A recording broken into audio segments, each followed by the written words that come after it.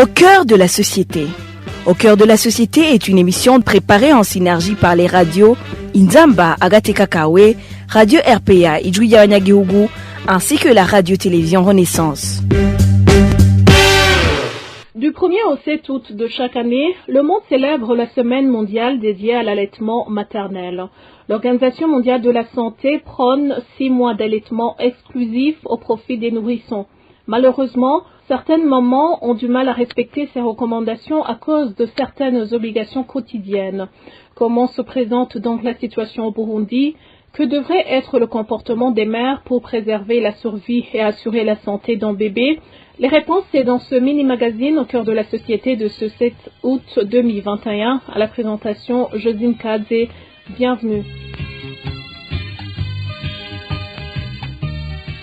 Selon une étude menée en 2018 par l'Institut des statistiques et d'études économiques du Burundi, ISTEBU, l'allaitement maternel au Burundi se fait jusqu'à 98,6%. En général, 83,6% des enfants âgés de moins de 6 mois bénéficient d'un allaitement exclusif.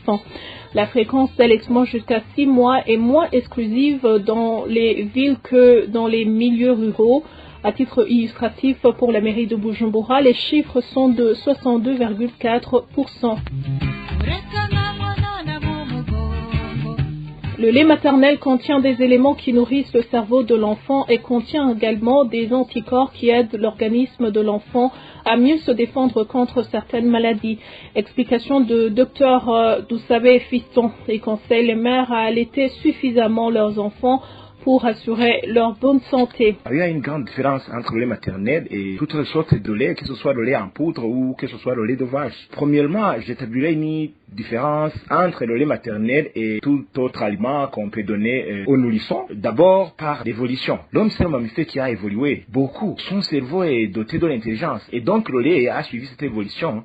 Un nourrisson en a besoin pour renforcer son cerveau qui, plus tard, doit être intelligent. Deuxièmement, c'est en rapport avec la composition. Le lait maternel est constitué de l'eau à plus de 80%, des glucides à plus de 7%, des lipides à plus de 4%, des protéines à plus de 1% et plusieurs micronutriments à plus de 0,5%. Mais ce qui est très important, ce qui est étonnant même, c'est pas cette composition, mais c'est la variation. La composition varie en cours de l'allaitement. Dans une même tétée, et c'est 24 heures, et selon les besoins et l'âge du bébé. Donc pour dire qu'aucun autre aliment produit industriellement peut donner donc cette variation. Retenez bien que le lait maternel va se constituer, la composition va varier en fonction des besoins du bébé, en fonction de l'âge du bébé. C'est pas le poudre qui se trouve dans un carton qui va changer de composition. Et puis c'est étonnant encore, dans le lait maternel, il y a des enzymes.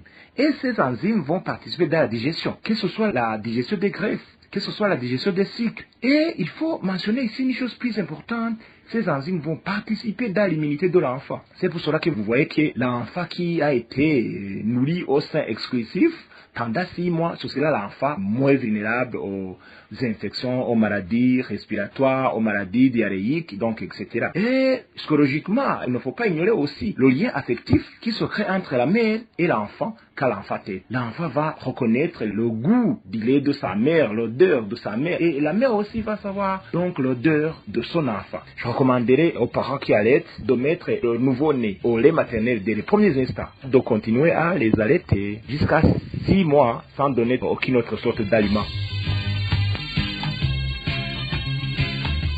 Bref, vous venez d'entendre qu'un enfant bien allaité tombe moins malade. C'est cette intervention de Dr Dousabe Fiston qui met un point final à ce mini-magazine au cœur de la société de ce samedi. Vous étiez avec Josine Kadze à la présentation. Rendez-vous la semaine prochaine pour un autre magazine. Au revoir. C'était l'émission Au cœur de la société.